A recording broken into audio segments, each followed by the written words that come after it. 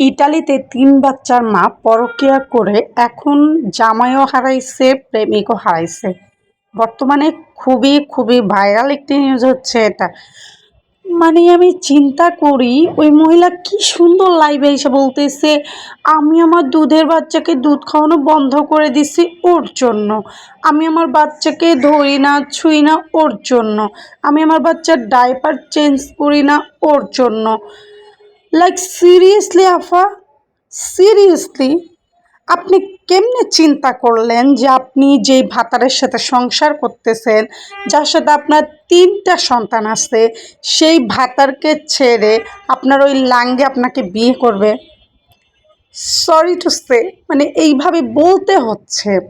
Like কিভাবে তারা চিন্তা করে যে জামাইয়ের সাথে সংসার করতেছে, বছরের পর বছর পার করে ফেলছে, যার সাথে থেকে তার ৩টা সন্তান হয়েছে, সেই স্বামীর থেকে নিয়ে একটা আনম্যারিড ছেলে তাকে নিয়ে আবার সুখে সংসার করবে, তা আবার পরকীয়া প্রেম।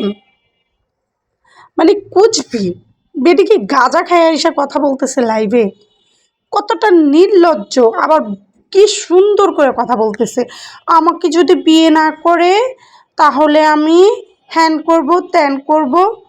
কর না, যা করার করে ফেল। কি নির্লজ্জ হইলে মানুষ এই ধরনের কথা বলে।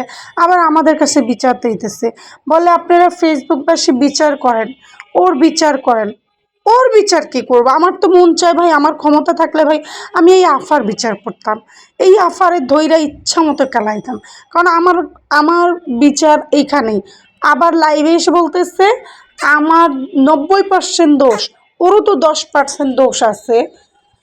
তোর 90% দোষ এটা তুই জানোস বোন, তারপরও তুই আবার ওই ব্যাটার বিচার চাস আমাদের কাছে, তারপরে নরসিংদীবাসীর কাছে, তারপরে হচ্ছে ইতালিবাসীর কাছে, যারা মানে বাঙালিদের কমিউনিটির কাছে বিচার চাস। কি পরিমাণ ছোট লোক, কি পরিমাণ নির্লজ্জ তুই বোন। বোন তুই নির্লজ্জ, মানে লজ্জার ওষুধ খা, একটু লজ্জা রাখ ভিতরে। করছোস তো এত বড় একটা অকারেন্স, মানে কি একটা নোংরা কাজ করছোস, সেটা আবার লাইভে এসে তুই বর্ণনা দিতেছোস। আমি আমার স্বামীর সাথে একটু মারামারি লাগলো, আমার স্বামী ভালো ছিল, এত কিছুর পরেও ওর জামাই জানার পরেও ওরে রাখছিল ঘরে, তাও ওর চলে, ও জামাইয়ের সাথে পাগলামি করে। ইভেন সে তার পরকীয়া প্রেমিকের সাথে একবার প্রেগনেন্টও হয়ে গেছে, এবং সেই প্রেগনেন্সির অ্যাবর্শন করানোর জন্য সে তার হাজবেন্ডের পরিচয় দিয়েছে। কি পরিমাণ ভালো জামাই ছিল তোর বোন। আমগো সব জামাই হইলে পিঠে হাড্ডি ভাইঙা একদম গুঁড়া গুঁড়া করে ঘরের কোনায় বসায় রাখতো, মানে আমাদের সব জামাইরা হইলে। লাকিলি ভাই তুই সৌভাগ্যবতী, তোর যা কপালে এত ভালো জামাই জুটছে। বোন ভালো হইয়া যা, ভালো হয়ে যা, ভালো হইতে পয়সা লাগে না।